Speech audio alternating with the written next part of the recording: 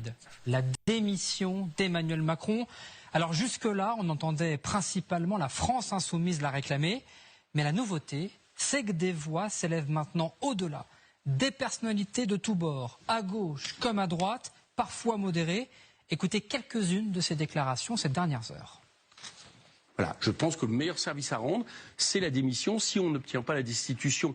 Parce que, de toute façon, le retour au peuple va être nécessaire. Moi, je nous vois mal tenir 1 an et demi comme ça encore. On a un président de la République dont la cote de popularité est souterraine désormais et qui continue à prétendre avoir le pouvoir. Je demande d'abord que ça soit lui qui pose sa démission. La vraie élection, c'est l'élection présidentielle. C'est qui les Français veulent pour gouverner la France. C'est la seule solution. C'est que le président de la République accepte cette idée de programmer sa démission, pas demain, sinon ça va être encore le désordre, mais au lendemain des municipales, dans 6 mois. Sa décision sera de convoquer les Français aux urnes, mais je crois que c'est une élection présidentielle anticipée qui serait souhaitable. La seule solution en réalité, ce serait la démission d'Emmanuel Macron, puisque tout remonte à ça. C'est depuis 2022 qu'on n'a pas de majorité.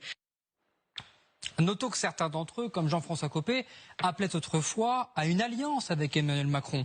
Donc ils sont peu soupçonnables d'anti-macronisme viscéral. David Lisnard, le maire de Cannes, est sur la même ligne. Une démission annoncée plusieurs mois avant permettrait de réamorcer un cycle électoral ordonné. Le président de la République devrait prendre acte d'un blocage dont il est en grande partie responsable, confie-t-il au Figaro. Alors on retrouve un point commun dans tous les propos.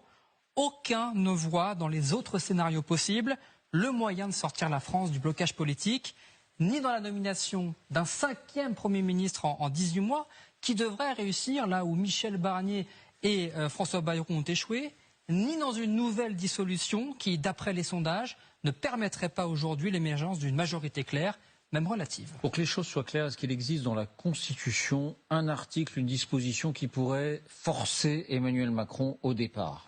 Alors non, David. Dans la Ve République, le chef de l'État est entièrement maître de l'exercice dans le temps de son mandat. Il existe une seule et unique situation dans laquelle Emmanuel Macron serait juridiquement obligé de quitter l'Élysée, qu'une procédure de destitution soit adoptée par les parlementaires. C'est justement ce qu'a lancé Jean-Luc Mélenchon la semaine dernière. Mais pour être adoptée, elle doit être votée aux 2/3 de l'Assemblée nationale et du Sénat. Autant dire mission impossible aujourd'hui. Donc seule une démission de son plein gré d'Emmanuel Macron serait envisageable. Alors il y a un précédent et un seul, David. Avril 19